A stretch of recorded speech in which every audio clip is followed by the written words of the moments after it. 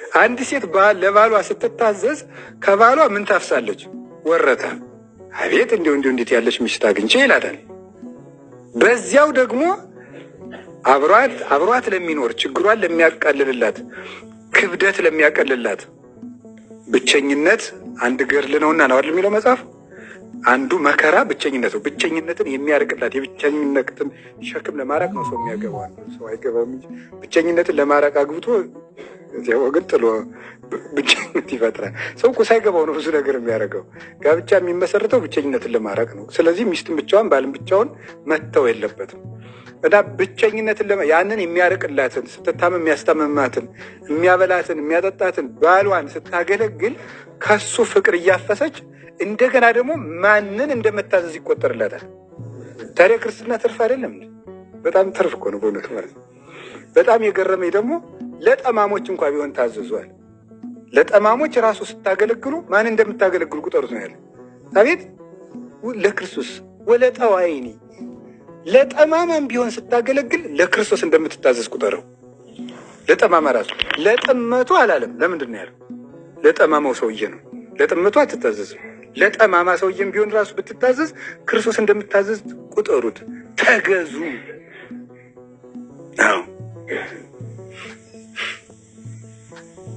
ለዋኖቻችሁ ለመምህሮቻችሁ ተገዙላቸው። ዕብራውያን ምዕራፍ 13 ቁጥር 17 ላይ ተገዙላቸው። ወተኮነኑ ሎሙ፣ ለመምህሮቻችሁ ተገዙ ብሎ ነግሮና ቅዱስ ጳውሎስ። ይህም ሁሉ ስናደርግ ለማን ውለታውን ከማን ነው መጠበቅ ያለብን? በነገሩ እንጂ ታዲያ ደስ ብሎን ማድረግ ነው ያለብን። እኔ እውነቴን ነው። እግዚአብሔር ለቅዱሳን ያገለገላችሁትን አገልግሎት ይረሳ ዘንድ ምን አይደለም አመፀኛ ነው። ምክንያቱም ቀጥታ ውለታው ለማን ስለሆነ? አቤት ለእግዚአብሔር ስለሆነ። እና እንግዲህ ቅዱስ ቂርቆስን ስናገለግል፣ ቅዱስ ያሬድን ስናገለግል፣ አቡነ ሰላማን ስናገለግል፣ ከዚያ ደግሞ እመቤታችን ስናገለግል፣ ቅዱሳን አባቶቻችን ሁሉ ስናገለግል ክርስቶስን ነው የምናገለግለው። ዛሬም በቅድስት አርሴማ ስም ጸሎት ቢጸለይ፣ በእመቤታችን ስም ቁስቋም ናት ብለን ቅዳሴ ብንቀድስ የምናገለግለው ክርስቶስን ነው። የቆረብነውም የእሱን ስጋ ነው፣ የእሱን ደም ነው። የአርሴማን የገሌን አይደለም።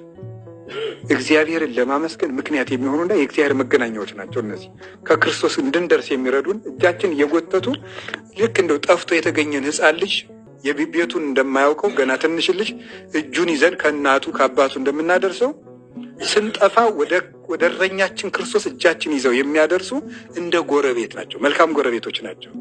ሉቃስ 15 ላይ ንጉሱ ልጁ ጠፍቶ ሲገኝ ምኑን ጠራ ነው የሚለው? ጎረቤቱን ጠራ አይደለም የሚለው? ጎረቤቶችን ጠርቶ ኑ ልጄ ተገኝቷል፣ ደስ ይበለን፣ ኑ ብሉ ጠጡ ነው ያለ።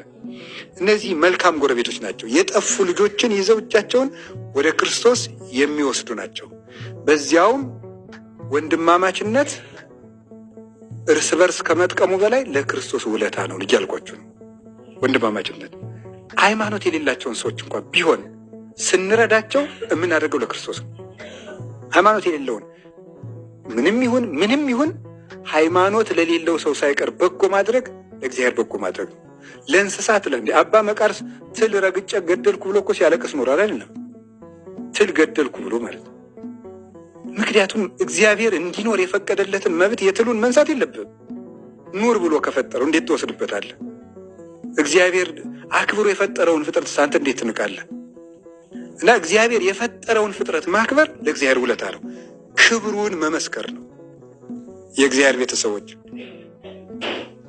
ያለንበት የክርስትና ሕይወት ለክርስቶስ እያበደርን ባለጸጋ ሲሆን ከኛ ወዶ ብድር እየተቀበለ ብፁዓን እሙንቱ እለ ይሁቡ እምዘቦሙ እስመ ሙንቱ ይሌቅህዎ ለእግዚአብሔር።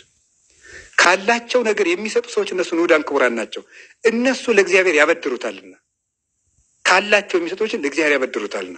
እና ብናስቀድስ፣ ቢደክመን፣ ብንጸልይ፣ ብንጾም፣ ትንሽ ጊዜ ብንሰጠው የዘላለም ጊዜ ይሰጠናል። በጠማማ ጎጆ ብናገለግለው በብርሃን ቤት ይቀበለናል ጌታችን ኢየሱስ ክርስቶስ። አንድ ደካማ ሰው ብንረዳለት በሰራዊተ መላእክት ይከበናል። ከአንዲት ቁራጭ ጨርቅ ብንሰጠው ብርሃን ያለብሰናል። ጌታችን ኢየሱስ ክርስቶስ መቀመጣችን አይረሳም፣ መጽናታችን አይረሳም፣ መታገሳችን አይረሳም፣ መታመማችን አይረሳም፣ መቆማችን አይረሳም፣ መጸለያችን አይረሳም፣ ከእንቅልፋችን የቀነስናትን አይረሳም። እንኳንስ ሌላውን ሀሳባችንም አይረሳም። እንኳን እንደዚህ ገብቶን በስሙ የምንጠመቀውን ያችን ዘማዊት ራብ የምትባለው ምን ያለ የእሱን መንገደኞች እንደ አንድ ቀን ምሳ ብልታ ሸኝታልልም እንዴ ከጥፋት የሰወራት እግዚአብሔር ውለታ አለመርሳቱማ በረአብ አይተነዋል። እስራኤላውያን ከበረሃ ተነስተው ወደ ከነዓን ሲለው ሰልለው እስከሚመጡ ድረስ ሸፍና 12 ሰዎች ስላተረፈች በያንችንም ቤት እግዚአብሔር አያፈርስም፣ ቤቷን ሳያፈርስባት ቀረ። እግዚአብሔር ውለታ አይረሳም እና ሰይጣን በጆሯችሁ መጥቶ ትቷችኋል እግዚአብሔር ሲሏችሁ አልተወኝም፣ እግዚአብሔር ውለታ አይረሳም ብሎ ቅዱስ ጳውሎስ ነግሮኛል። እንግዲያ እግዚአብሔር ከወደደህ ወይም እግዚአብሔር ከወደደሽ ይህም በሽታ አያድንህም፣ ይህ እንደዚህ አያደርግልህም፣ ምቀኞችን አያበርድልህም፣ ምናምን እንደዚህ አይልህም። ያማ የማይቆነጠጥ ልጅ የሰው ልጅ ነው በሉት ደግሞ ማለት ነው። የማይቆነጠጥ ልጅ የማን ልጅ ነው? የሰው ልጅ ነው። እግዚአብሔርን ቆየዋለሁ ይመልስልኛል። ከእግዚአብሔር ተሽለህ መቼም አንተ ሰይጣን በጆሮአችን ሹክ ሲለም ማርገልን ቆይ የሆነው እሱንና እግዚአብሔር እንኳን ባያስብ እንደ አንተ ሀሳብ የሆንከው ከምን ጀምሮ ነው ብሎ መመልስ አለብን። ባያስብልኝ ራሱ የማን መሆን ይሻለኛል? የእግዚአብሔር መሆን ይሻለኛል። ባያስብልኝ ራሱ አንደኛ እግዚአብሔር ባህሪው ውለታ በማድረግ ምንድን ነው? ያምር እግዚአብሔር ገብረ ጽድቅ ሊቃውንቶች ተረጉሙ ነው። ይታምር እግዚአብሔር